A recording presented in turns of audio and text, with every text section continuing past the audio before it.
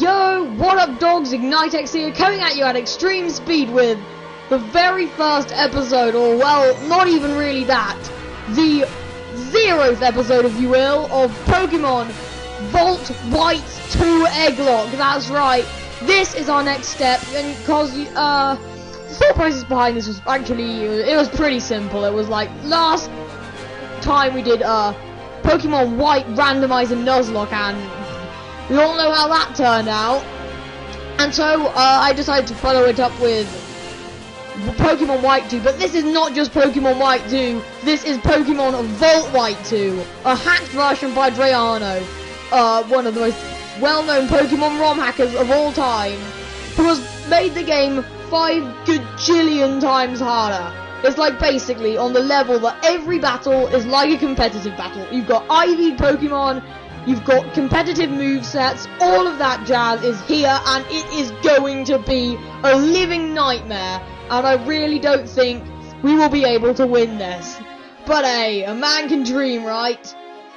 So before I get into any of like the sending eggs stuff, I'd like to explain the rules of the Egglocke, because you might not know them. The Egglocke is built around the Nuzlocke, and all of its rules are in effect in the Egglocke challenge. Basically, the Nuzlocke rules are as follows. If a Pokemon faints, it must be considered dead, and you must release or permanently box that Pokemon as soon as you can. Which is basically the main rule. It will mean, yeah, it'll make it 5 billion times more emotional. And also, another very important rule, only the first Pokemon you can see in a new area can be caught. Now, I will be using the HM clause, which means if none of my Pokemon can learn a certain HM move, then I can catch an HM slave, but the only thing I can do with that Pokemon is use it for HMs. And last of all Pokemon must be nicknamed. Now, the Egglocke only really has one rule, but it affects everything. Basically, every Pokemon that I catch or obtain in other means, it has to be swapped out for an egg in the box that was sent to me by one of you guys. They'll be leveled up to the same level as the Pokemon I swapped out using rare candies.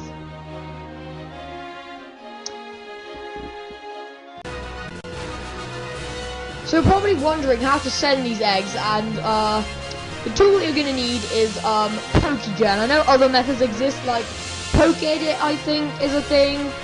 And, yes, but Pokegen is probably, if you've done this before, the one you're going to be familiar with, and it's just the one that I happen to have. Now, the pig ID you can leave until it's all finished, and species, has to be something, anything really, as long as no legendaries and no fully evolved Pokemon unless they don't evolve. It has to be in its most furthest, it's the form you would get it if you did hatch it from an egg. So no Pikachus, you'd get a Pichu. Let's say, for example, we're going to generate a Charmander. Now, nickname, obviously that can be anything, just as long as it isn't inappropriate, and it has to be less than 10 characters or it will glitch out. Now, origin, that should be White 2, and egg, this has to be ticked. Nature, you can make that whatever you want. I'll make Jeff timid, I guess.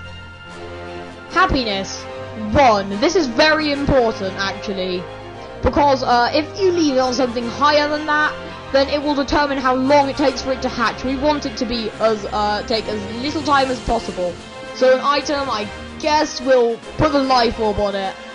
So yeah, I'm pretty sure that covers everything. You can also make it shiny and stuff, give it the abilities. Let's make him a solar powered Charmander. And yeah, leave this box here, met. You can like matching trainer information. I don't know exactly what that is.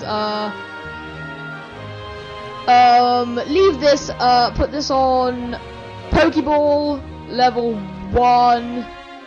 Just set the date to whenever you're sending it. It'll probably default to that. Fateful encounter, yes, and as an egg, yes. Now, stats, you can make these whatever you want. Now, because this is such a hard game, we want good stats. We want competitively positively made Pokemon that are actually worth something.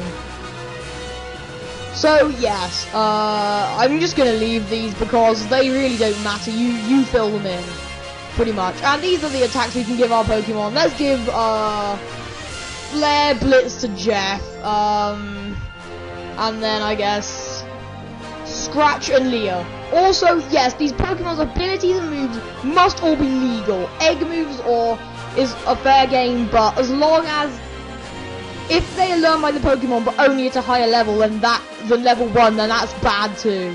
So don't do that. All of this you can leave blank. Just don't bother doing that. And basically, now we've done that, we want to set it in the box. And now, you're going to want to save this from tabs.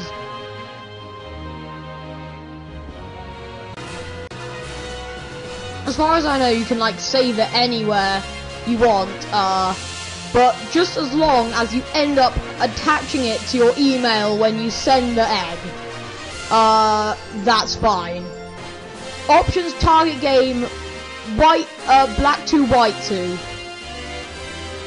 So yes, that's pretty much how you use Pokegen for eggs and stuff.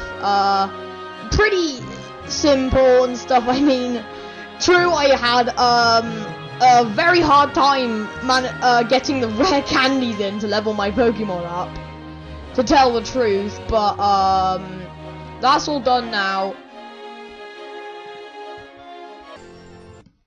Yes, you should send all these eggs to ignitexpokemon@gmail.com. That is the email address you should send them all to, pretty much. And yes, and you can download if you just go right over to Project Pokemon, just Google Pokegen, and you'll basically find the download link from Project Pokemon. That'll be it. It'll be pretty much straightforward. Just follow my steps and you should be able to generate an egg. If you enjoyed the video and are hyped for our new series, be sure to show support by commenting, subscribing and leaving a like.